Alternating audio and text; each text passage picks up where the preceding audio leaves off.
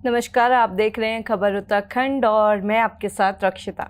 स्वागत है आपका हमारे इस खास कार्यक्रम में, जहां हम हर रविवार आपको मिलवाते हैं उत्तराखंड की कुछ खास प्रेरणादायक शख्सियतों से।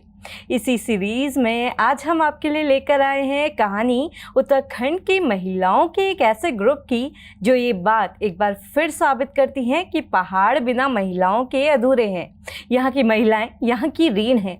पहाड़ी स्त्रियां खुद पहाड़ों सी होती है, मजबूत, दृढ़ और खूबसूरत। खेती और घर संभालने के साथ साथ अब पहाड़ी महिलाएं स्वरोजगार की दिशा में भी कदम बढ़ा रही हैं।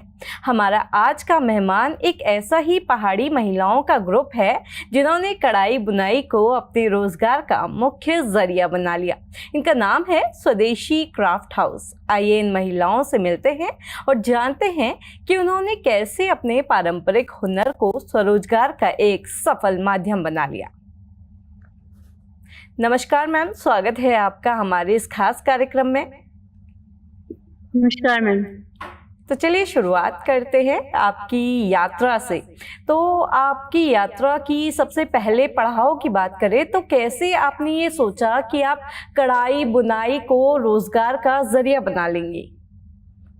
एक्चुअली मैम मैंने फ्री टाइम में अपने काम के सोचा कि एक मेरा जो शौक था उसे बेसिकली मैंने पहले एज अ शौक स्टार्ट किया था। हेलो जी जी। जिस शौक मैंने स्टार्ट किया था फिर धीरे धीरे मुझे लगा कि जब लोग मेरे पास आते थे बोलते थे कि मतलब हम ये काम करते हैं पर हमारे पास एक मीडियम नहीं है जो ऑनलाइन प्लेटफॉर्म या फिर ऐसे लोग नहीं है जो लोगों तक इस बात को पहुंचा सके। तो मैंने क्या किया, मैंने ऑनलाइन प्लेटफॉर्म क्रिएट किए, जीएसटी नंबर लिया एंड मीशो ऑनलाइन, जैसे आज के जैसा हमको पता है कि ऑनलाइन सारी चीजें दिखती हैं।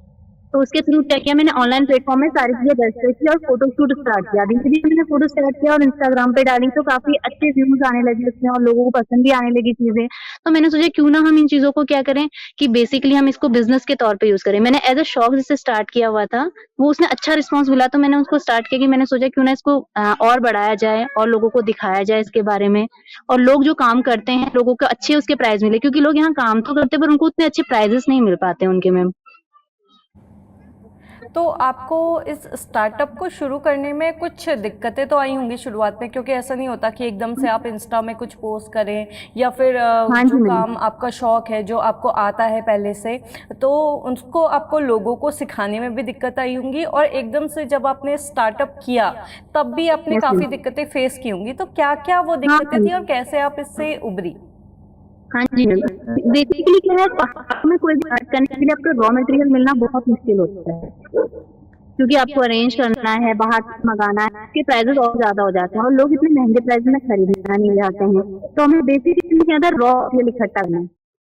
और अगर आप फोटो शूट करते तो लोगों को उतना पसंद नहीं आता, लोग नहीं जानते उसके बारे में। लोगों को चीजें देखकर तो अच्छी लगती है, जब कोई चीज खरीदनी होती है तो उनको उतना पसंद नहीं आता, कहते महंगे प्राइस हैं। क्योंकि जब हाथ से कोई चीज बनाते हैं ना तो उसमें टाइम भी लगता है, कॉस्ट भी लगती है बहुत सारी। इसलिए मैम शुरू में स्टार्टिंग आता कि लोग नहीं पसंद करते थे, लेकिन धीरे धीरे जब लोगों ने पूरा, अभी बहुत सारे लोग जुड़े हुए हैं, बहुत सारे लोग कर रहे हैं थ्रू राखी के या अदर चीजों के, बहुत सारी चीजें अभी हो रही हैं धीरे धीरे। अभी तो स्टार्टिंग ही है, मेरे मैक्सिमम 6 मंथ हुए हैं इसको स्टार्ट करे हुए। अच्छा रिस्पॉन्स है लास्ट 6 मंथ में इसका।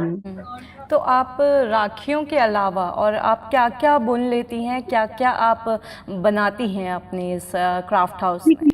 स्वेटर, फ्लर्स और आपके कैप्स और नई कैप्स, ग्लव्स, सारी चीजें जो ऊन से बनाई जाती हैं, जैसे पर्सेस हो गए, क्रोचिट के बने हुए बैग हो गए मैम, रनर अप हो गए, और बहुत सारी चीजें बनाते हैं मैम। ओके, तो आपके इस ग्रुप में कितनी महिलाएं शामिल हैं, कितनी महिलाओं को आप रोजगार देती हैं? मैम 7 से 8 महिलाएं हैं जो काम करती हैं और अपने घर से करती हैं। कुछ लोग ऐसे हैं जो वर्किंग हैं पर अपने फ्री आवर्स में ये काम करते हैं और एक्स्ट्रा जनरेट करती हैं। अच्छा, तो आपने ये कैसे सोचा कि आप मतलब राखियाँ बनाएंगी, ऊन की राखियाँ बनाएंगी? क्योंकि ज़्यादातर ऐसा होता था, हम बचपन में अपने क्राफ्ट में ही जो स्कूल से हमें क्राफ्ट मिलता था उसमें ज़्यादातर ऊन की राखियाँ बनाते होंगे। और मुझे लगता है कि सारे लोग जितने हमें देख रहे हैं तो उन्होंने कभी ना कभी ऊन की राखियाँ घर पे ज़रूर बनाई होंगी। तो आपने इसे ऐसा बिजनेस, आपने कैसे सोचा कि अच्छा चलो राखियों का बिजनेस करना चाहिए, हमें ऊन से राखियाँ बनानी चाहिए? मैंने शुरू में स्टार्टिंग किया था, मैंने बीट्स और इन चीजों से स्टार्ट किया था। फिर मुझे कुछ कार्टून फेसेस दिखे इंटरनेट पे, क्योंकि आजकल आपको पता है इंटरनेट में चीज अवेलेबल है। तो मैंने सर्च किया कि हम और क्या चीजें बना सकते हैं इससे। तो फिर मैंने धीरे-धीरे स्टार्ट किया, बस जस्ट मैंने एज़ अ शौक मैंने कहा अगर बिकेंगी तो वेल एंड गुड, नहीं बिकेंगी तो हम पर्सनल यूज़ कर लेंगे। लास्ट मंथ ही मैंने सोचा था कि बनाएँगे, पर इसका बहुत अच्छा रिस्पॉन्स था। अभी इसी मंथ में इसकी 10,000 8,000 के समथिंग इसकी जो है सेल हो गई है, क्योंकि 1 मंथ में ही हमारा अच्छा रिस्पॉन्स रहा है मैम इसका। अच्छा, आपकी ये राखियाँ कितने तक बिक जाती हैं? अभी तक आपने 6 मंथ आपको ये सब काम करते हुए हुए हैं, तो आपकी अभी तक कितनी सेल हुई है? मैम क्रॉस 50,000 60,000 से अबव चला गया मैम 6 मंथ में ही मेरा। ओके। तो कितना कठिन होता है, जैसे हम जानते हैं कि आप वर्किंग महिला भी हैं, और तो आपके हाँ लिए जी। ये कितना कठिन होता है कि आपको घर भी संभालना है, खेती भी संभालनी है, और पहाड़ों की महिलाएं तो जंगल भी संभालती हैं, सब कुछ एक साथ करती हाँ हैं, और जी, इसके साथ साथ ही लोगों को रोज़गार देना, अपने शौक को कहीं ना कहीं हाँ मैम सेल्फ वही एम्प्लॉयमेंट बनाना, तो कैसे आप इन सबको फेस करती हैं? वैसे काम तो मुश्किल है क्योंकि आपको टाइम अरेंज करता है, क्योंकि मैं एक वर्किंग भी हूँ, मैं एक ऑफिस में काम करती हूँ आर्मी के अंदर, किसी स्कूल में काम करती हूँ, तो मेरे को अपना 7 से 8 घंटा तो प्रॉपर वहाँ देना होता है, तो मेरा फुल टाइम जॉब जो है वहाँ पर है। उसके बाद जब हम घर हमारा फ्री टाइम होता है उसमें मैं क्या करती हूँ, डिजाइन निकालती हूँ, उन्हें प्रिंट आउट या जैसे भी करना हो या फोन के थ्रू लोगों को देती हूँ या उनसे बोलती हूँ कि ऐसे बनाइए या ऐसे बनाइए। घर के साथ मुश्किल होता है, बट शाम के टाइम पर जो आपका फ्री टाइम होता है उसमें मैं खाली बैठ के बेसिकली हम क्या करते हैं, फोन यूज करते हैं। तो मैं फोन यूज ना करके हम क्या करते हैं, मैं फोटो शूट कर लेती हूँ, मैं अपना एक आधा घंटा फोटो शूट के लिए रखती हूँ। मैंने जो भी चीजें बनाई है मैं उनकी फोटोग्राफी वगैरह वगैरह कर लेती हूँ। बाकी लोगों को जो समझाना हो आपके रात रात के समय में डायरी बना लो या चीजें बना के रख लो, उसके बेस पे फिर सुबह क्या दिन में क्या करना है, क्योंकि स्कूल आवर्स में आप नहीं कर सकते हो, क्योंकि मेरा 9 o'clock से स्टार्ट हो जाता है, 9 to 1:30 आपके पास टाइम नहीं है। तो 1:30 के बाद जो मेरा शाम का समय होता है, जो खाना बनाने से बीच का समय होता है, क्योंकि इसके बाद हमें हर वर्किंग वाइफ है तो क्या होता है घर भी करना होता है सारा, और मैं जॉइंट फैमिली में रहती हूँ तो लंबा परिवार है, बड़ा परिवार है, उसमें काम भी कर रहे हैं। प्लस जो अपने फ्री के घंटे हैं मेरे, मैंने उसको एज़ अ कि मैं तो खुद कमाऊँगी ही। एक तरफ तो जॉब है, लेकिन मैं ऐसे लोगों को जिनको ज़रूरत है पैसों की, बहुत सारी महिलाएँ ऐसी हैं मेरे साथ जुड़ी हुई, जो बहुत अच्छा काम कर रही हैं। मतलब उनको महीने के 4-5 हज़ार रुपए उनको एक्स्ट्रा इनकम हो रही है। वो भी मेरे जो हाउस है, हमारे जो हेल्पर्स हैं हमारे आस-पास, वो क्या करती हैं, वो कहीं काम भी करती है, लेकिन फ्री घंटे में कुछ बना के देती है। बहुत ज़्यादा अमाउंट में नहीं, जैसे महीने के 5-6 चीज़ें या 8-10 चीज़ें उन्होंने बना दी, तो उसको हम सेल पे लगा देते हैं।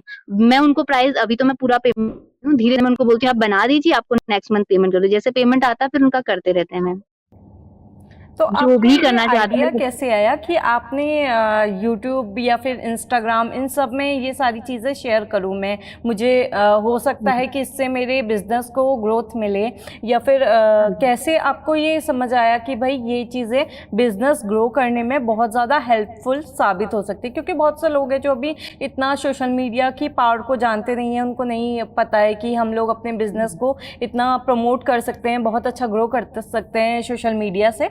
तो आपको कैसे ये आइडिया आया? क्या आपको किसी ने बताया या आपने खुद ही चीज़ों को देख के समझ लिया? हाँ मैम, बेसिकली तो मैंने खुद ही जब मैं इंटरनेट में कोई चीज़ देखती हूँ ना, मेरे को क्रिएटिविटी है कि मैं कुछ नया करूँ, कुछ नया सीखूँ, क्योंकि मैं जिस फील्ड में काम करती हूँ वो एक प्री प्राइमरी एजुकेशन सिस्टम है। तो वहाँ क्या होता है, क्राफ्ट की चीज़ें और ये चीज़ें बहुत बनाई जाती हैं। तो मुझे वहीं से इंस्पिरेशन मिली छोटे बच्चों से, कि लोगों को इसमें इंटरेस्ट होता है, और बच्चों को ना बच्चों को बड़ा मजा आता है चीजें देखने में, या हमें भी ना कोई हम नया करते हैं, कुछ क्रिएटिव करते हैं, तो हमें बड़ा अच्छा लगता है कि हमने ये बनाया। बच्चों को देख के मुझे लगता है कि उनको देख खुद बनाई हुई चीजों में बड़ा होता नहीं बनाया। जैसे कोई कार्ड ही बनाते थे हम बचपन में, हमें तो देखते थे ना कि मैंने हैंडमेड कार्ड बनाया है, तो मुझे लगा कि हैंडमेड चीजें ना धीरे धीरे एक तो खत्म हो रही है, लोग इन्हें खानी चाहते, बहुत कम लोग आज की डेट में ये सब चीजें हैं, क्योंकि रेडीमेड इतना सस्ता और इतना मतलब इतनी आसानी से अवेलेबल है मार्केट में आजकल या ऑनलाइन प्लेटफॉर्म पर, तो सारी चीजें अवेलेबल है। पर रेडीमेड हैंडमेड जिनकी प्योरिटी होती है थोड़ा, जो अच्छी दिखने में भी अच्छी होती है और काफी लॉन्ग लास्टिंग होती है। आप एक स्वेटर खरीद लो, तो मुझे लगता है कोई भी इंसान एक स्वेटर जो है 5 या 6 या 5 ईयर पे पहनता है, 5-6 ईयर पहनता है, किसी भी स्वेटर को खरीदता है 4-5-4 साल पहनता है। तो इनकी क्या होती है, लाइफ बहुत लंबी होती है। जो ऊन की बनी हुई चीजें होती है ना, इनकी लाइफ बड़ी अच्छी होती है। मुझे लगा कि ये चीजें हमें करनी चाहिए और प्रमोट करना चाहिए बिजनेस को या लोगों को। और मेरे पास ऐसे लोग हैं जो सोशल मीडिया में है नहीं, मतलब सोशल मीडिया में बहुत कम है, वो बेसिकली कोई चीजें करते हैं यूट्यूब से देख लेंगे या कुछ कर लेंगे, बट उन्हें प्लेटफॉर्म नहीं मिल पाता, या तो फोटोग्राफी के लिए चीजों के लिए, या उन्हें नॉलेज नहीं है इसकी, क्योंकि आपको कुछ भी सेल करना है, आपको जीएसटी चाहिए, आपको बाकी चीजें चाहिए, तो इस इतना प्लेटफॉर्म के बारे में पता नहीं होता है लोगों को। मुझे लगा कि इन लोगों की भी हेल्प हो जाएगी और मेरे लिए भी इजी हो जाएगा चीजों को इंट्रोड्यूस करना लोगों के सामने। ओके जैसे अभी आपने बात की कि जो रेडीमेड प्रोडक्ट्स होते हैं वो काफ़ी ज़्यादा सस्ते होते हैं, तो आपके जो प्रोडक्ट्स हैं उनका रेट क्या है, किस हिसाब से आप अपने प्रोडक्ट्स बेचती हैं और क्या क्या किस रेंज से आपके यहाँ प्रोडक्ट शुरू होते हैं?